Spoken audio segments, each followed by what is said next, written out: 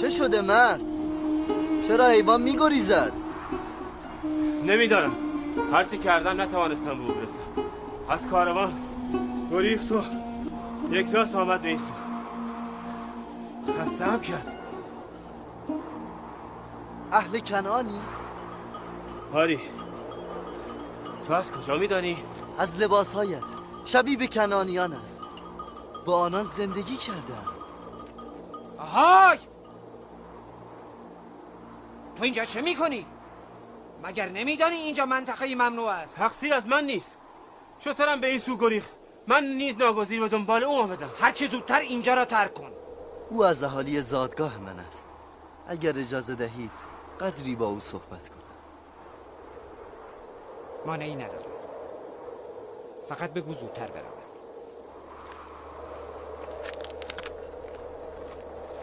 گفتی اهل کنعانی؟ آری.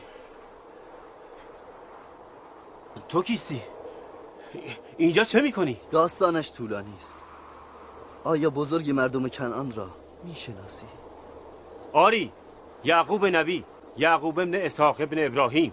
شنیدم او را 12 شاخه پربار و بر است. بود، ولی یک شاخه از او را بریدن.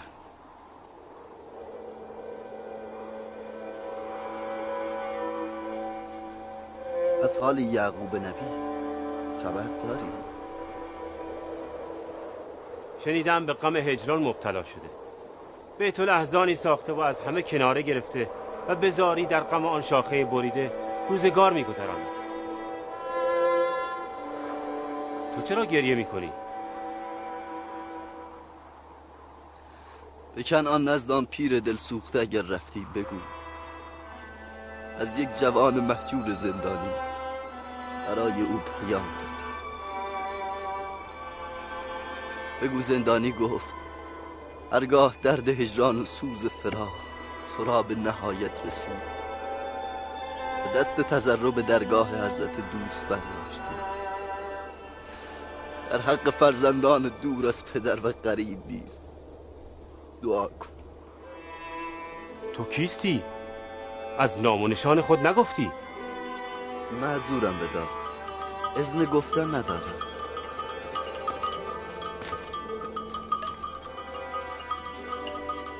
بیا این هم شترت، دیگر از تو نمی‌گذرد. عجیب است، چقدر در پی او دویدم. اصلا عجیب نیست. در این هستی هر موجودی در پی مأموریتی روان است و به سوی هدفی می رود. یعنی شطور مخصوصا مرا به اینجا کشانده؟ کاروانیان منتظر من هستند. خدا نگهدار. خدا نگهدار.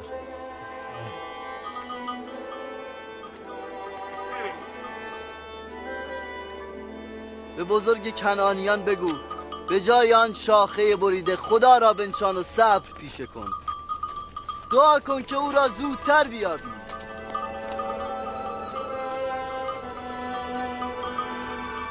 خدا نگهدار. ظاهر او، قد و قامت او، سن و سالش. قامتی بلند داشت. به گمانم 30 یا 32 ساله می نمود. چهره او زیبا نبود. نامش یوسف نبود. جویای نامش شدم. گفت از بردن نام خود معذور است. زیبایی او هم از پشت ریش و موهای بلندش پیدا نبود. زیبایی یوسف من از پشت حجاب هم پیداست. نه، هیچ چیز نمیتواند او را پنهان کند. از بزرگ مردم کنعان پرسید. شما را گفتم. از 12 شاخه پربار و پرتوان سوال کرد. گفتم یکی را بریدند. چرا نامش را نگفت؟ چرا گفته معذور است؟ اگر یوسف من بود میگفت. به خاطر پدرش میگفت. گفتید از آن جوان پیامی آوردید.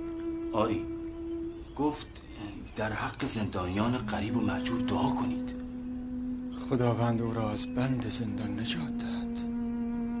زندانی گفت هرگاه دست تضرع به سوی حق برداشتید در حق فرزندان دور از پدر و غریب دعا کنید. این یوسف من است. این فرزند دور از پدر یوسف من است. میشنوی بنیامین؟ این سخن برادرت یوسف است که در فراق پدر ناله میکند. آرام باشید پدر. یوسف در مصر چه میکند؟ آن هم در زندان. غیر از این نشانه های او با یوسف تطبیق نمی کند. احساس میکنم این زندانی یا یوسف من است یا از اون خبر دارد. سخنانی هم در خصوص جانشینی خدا و شاخه بریده گفت که در خاطرم نمانده.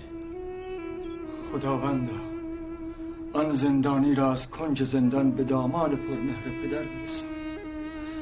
خداوند قلب پدرش را به دیدار او روشن کند. اگر رخصت دهید من مرخص شدم. خدا نگهدار. خداوند شما را حفظ کند و پاداش نیکو دهد. امیدوارم که این چشم‌ها یوسف مرا دیده باشند. امیدوارم. خدا نگهدار. خدا نگهدار.